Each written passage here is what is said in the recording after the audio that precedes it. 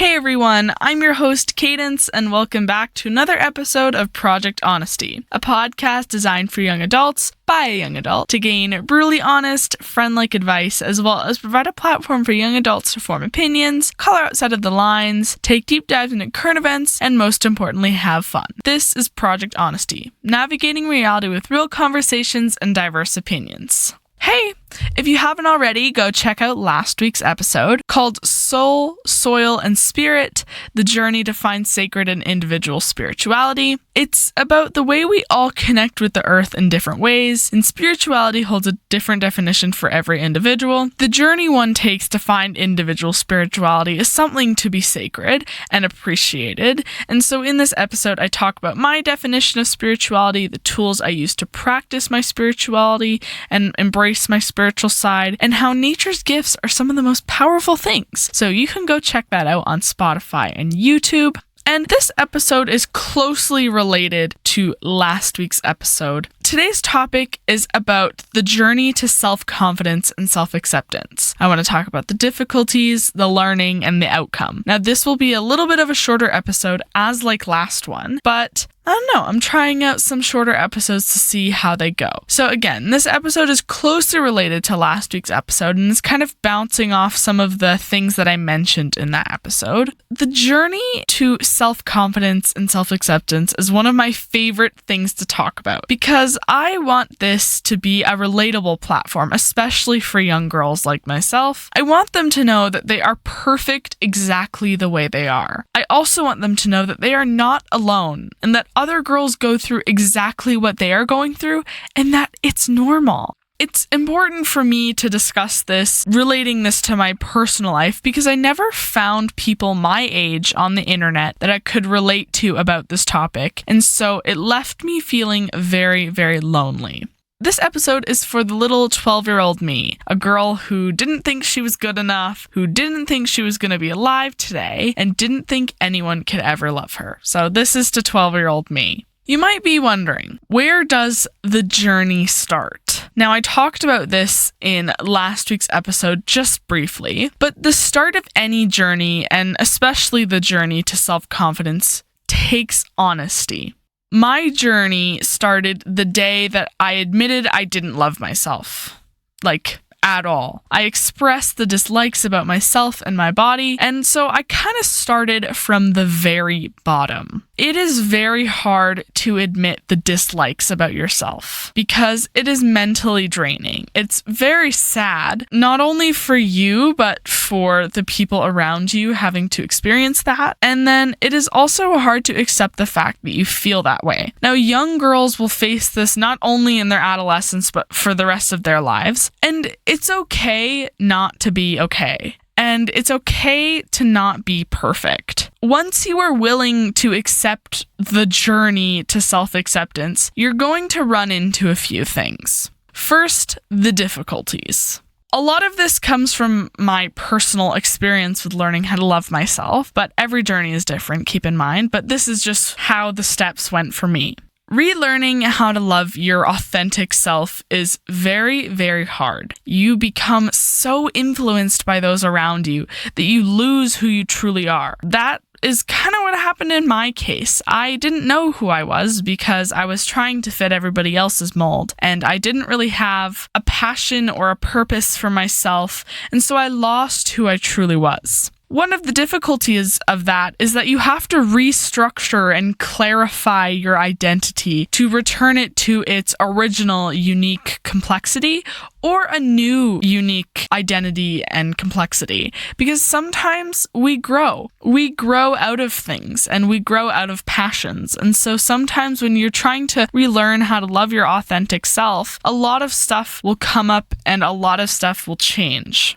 Another one of the difficulties I've found is overcoming the past. Now, the past has multiple different definitions. The past can be an event or a person or a group of people. So for me, it was like the group of girls in elementary school that I talk about in For My Girls. Or this past can be a traumatic time in general. It's something that has left a mental scar on your self-worth and self-confidence. you have to find a way to grow from it. Now, I discuss growing from things rather than off things in Pain to Power, which was 2 weeks ago, because growth from the past is the hardest step in moving forward. The difficulties only get harder when you have no support system. You have no people to rally around you and support you when the times get tough. And so a difficulty of finding comfort in your own skin and finding beauty in the flaws that you possess that were previously criticized by others and yourself is so incredibly difficult. A personal connection of mine to that, one of the most difficult things I went through during my journey to self-acceptance and confidence is that ability to accept my flaws. The greatest thing I've ever had to work through in life, and that I will keep working through the rest of my life, is body issues. They exist in every young girl in a million different forms. They're also unique to every single girl. One of my most complex body issues, and the part about me I loved the least for most of my life, was my stomach. And sometimes I even still struggle to love this part of my body. But you really have to allow yourself to be judgment-free, and you have to welcome yourself. Because at the end of the day, you will have to be the person to love yourself first before anyone will love you. That is a big thing, especially I think in teenage girls, is really loving yourself first, because a lot of teenage girls thrive on validation from others, especially guys. And so it is important for these girls to really love themselves first, because the only way to fully be loved by someone is if you love yourself fully. That's a really difficult step in a journey to self-acceptance.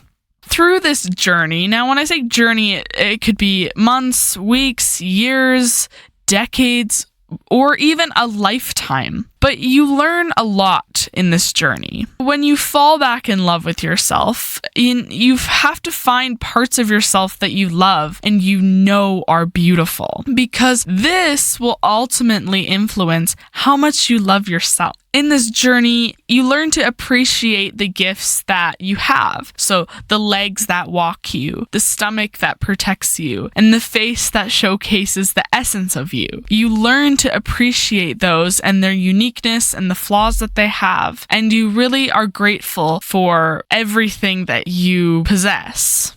Another thing that I had to learn, and that a lot of teenage girls are learning, is that beauty has no bounds. So whether you are fat or skinny, pale or tan, have stretch marks, have body hair, are short or tall, you learn that beauty is in everyone, everywhere, all the time. And it is up to you, because you need to embrace the unique beauty that you possess. Another big thing, now this is it sounds kind of cliche when I say it, but it's really not. You learn that the people who judged you and made you feel unworthy are just insecure. Now, as someone who has literally been told this her whole entire life and didn't really believe it up until recently, I know that they've heard this a million times and it won't even register anymore probably. But it's true.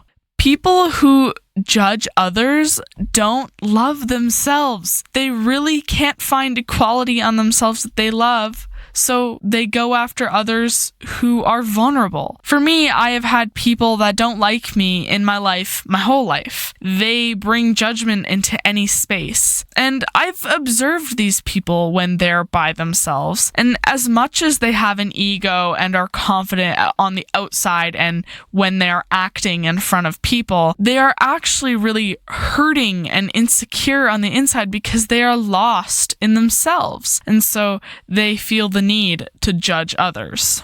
Now, going back to what I mentioned in Pain to Power, which is an episode from 2 weeks ago, is you learn to control your environment and you control who influences your self-image. Instead of having this impossibly skinny Instagram model influence who you are, you have real influencers who show you what real life is, and you let that influence your self-image and your self-worth.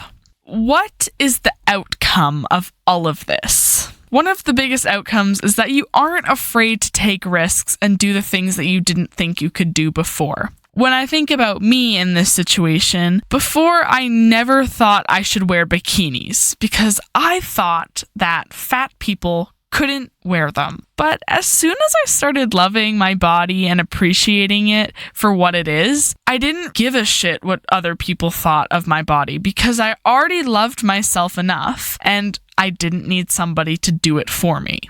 Another thing about truly loving yourself is that you're able to find the beauty in anyone and you can turn their flaws into beauty. So a lot of my friends, some of them are insecure and they vocalize it because that's what girls do. And I see it and I always try to reassure them that they are beautiful and they are worthy because I think, at least for me, I think all women have some type of beauty in their life and they all have something beautiful to them. And so as someone who possesses a lot of self-confidence and a lot of self-acceptance for who I am, I think it's honestly like my duty to reassure my girlfriends that they are beautiful and that they are loved. Kind of relating and bouncing off of that is when you love yourself, you're going to push others to love themselves too. Because since you are so confident in yourself, you want others around you to love themselves. And I do this to my girlfriends all the time. I need to make sure that they are confident in their abilities and the way they look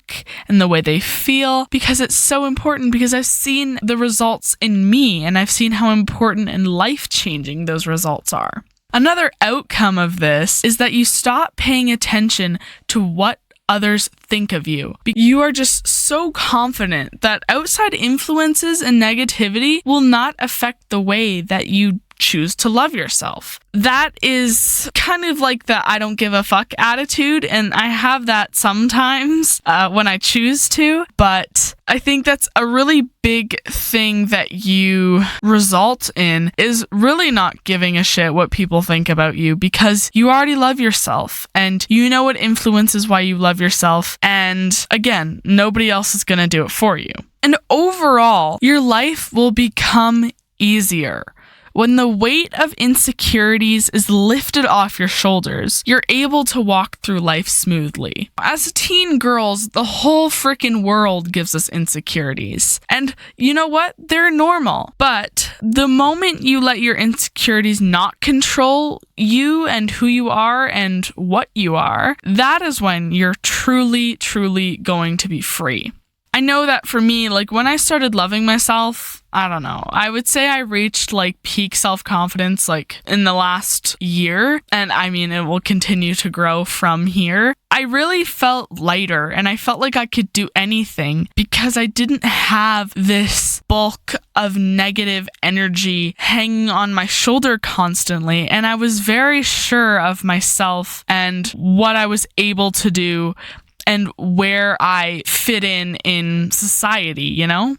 It is so easy for me to sit here and say all of this and say that self-love's a journey and you do it this way and these are the difficulties you're gonna find. But in reality, every journey is so different and it will come at different points in our lives for different reasons. And so for me, I know that my journey came at a time in my life where I didn't even think I was going to be alive the next day. So that was a really important time for me to start that journey because I think it kept me alive being on that journey to self-love. But I know for other people, it can last a really long time. Accepting the hard things in life, in any circumstance, whether that's a journey to self-confidence or self-acceptance, will lead us to life's greatest rewards. Even if the journey ahead is rough and unclear, hard, or even seems impossible, remember that life is full of very hard things, but nothing is ever impossible. Thank you so much for listening to another episode of Project Honesty. You can find Project Honesty on Spotify at Project Honesty or on YouTube at Project_Honesty. And to keep up to date with new episodes, you can head over to Project Honesty's Instagram, which is at Project_Honesty24. We also have a TikTok, which is at Project.Honesty. And to help spread this podcast everywhere, tell a friend or share with family about Project Honesty.